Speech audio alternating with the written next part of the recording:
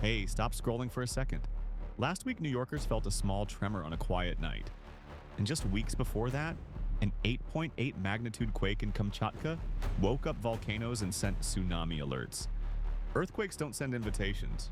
In the next 15 seconds, I'm going to give you the exact 3 actions you can take when the ground starts shaking. No fluff, just what saves lives. Ready? Let's go. Now that you've heard the urgency, let's start with what an earthquake really is. What's happening under your feet?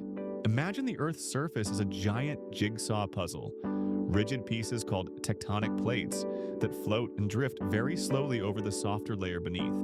Where 2 pieces meet, they push, pull, and scrape. The boundaries accumulate pressure because friction holds them in place. Think of that locked zone like a compressed spring. Energy builds while nothing seems to happen on the surface.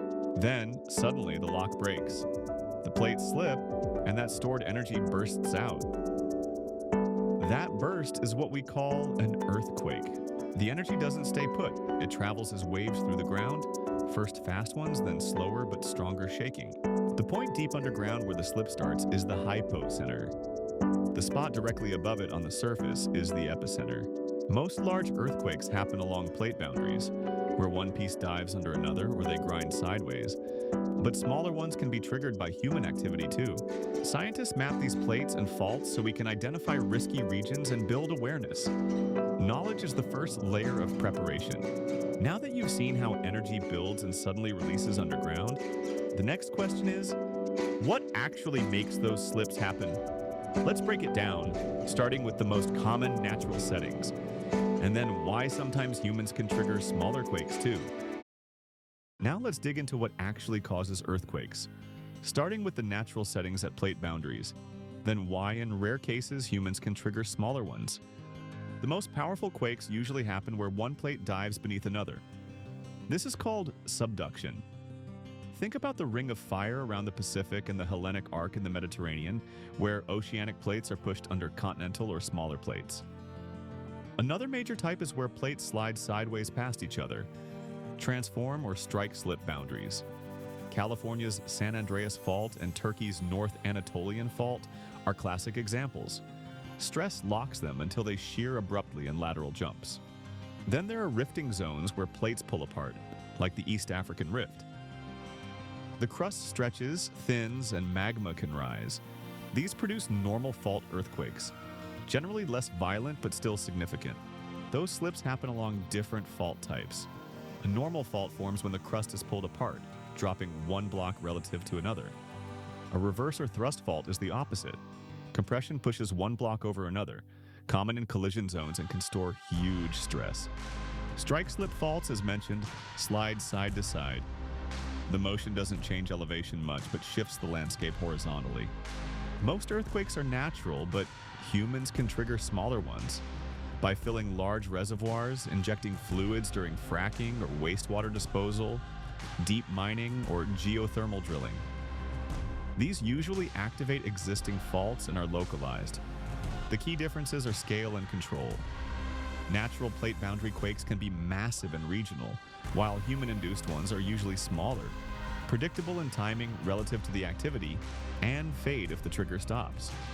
Now that you've seen where those slips happen and why, the next step is to understand how that released energy travels, what we call seismic waves. Now that you understand the messengers and how early warning works, the next big question is, what's the difference between predicting an earthquake, getting a real-time warning, and common myths that confuse people? First comes the P wave. Think of it like the pressure pulse of sound, a quick squeeze that travels fastest through the ground. It compresses and expands the material in the direction of travel, so you get a brief, sharp jolt before anything bigger hits. Next is the S wave. It's slower than the P wave and moves the ground side to side. Imagine shaking a rope horizontally. That sideways shearing makes it more violent on the surface, and unlike P waves, S waves can't travel through liquids. Finally, the surface waves roll in. They're like big ocean swells on top of the ground. They arrive last, move slower, but they carry the largest shaking at the surface. That's usually what does most of the damage, especially the rolling motion and sideways tugging. Put it together on a timeline. The P wave is the quick tap, then the stronger S wave hits, and finally the surface waves crash with the highest intensity. That small gap between the first tap and the big roll is the window early warning systems exploit. Because the P wave is first and usually not destructive, sensors can detect it and send alerts. Those few seconds, sometimes up to tens of seconds, give you time to brace, stop trains, or shut down critical systems before the big shaking arrives. Now that you understand the messengers and how early warning works, the next big question is, what's the difference between predicting an earthquake, getting a real-time warning, and common myths that confuse people? Next up, can we actually predict earthquakes, or is that just a myth? Spoiler, precise prediction remains impossible, but risk zones can be mapped. Scientists use historical data, geology, and statistics to assess risk. Like saying this region has a high probability over decades, not predicting the exact day or hour. Another common myth, earthquakes strike more often at night. In reality, seismic events occur evenly around the clock regardless of time. So what is an early warning system? It's not predicting, but detecting the first P waves and sending alerts before the destructive waves arrive. Countries like Japan, Mexico, and California use networks of sensors to give anywhere from a few seconds to tens of seconds warning. Enough to stop trains, shut down factories, or take cover. Don't confuse that with true prediction. Early warning is about real-time detection and response, not knowing exactly when a quake will happen.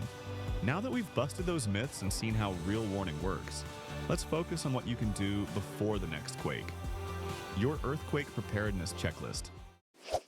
Let's start with the basics, your earthquake kit. Think of what you'd need if you couldn't leave home for days.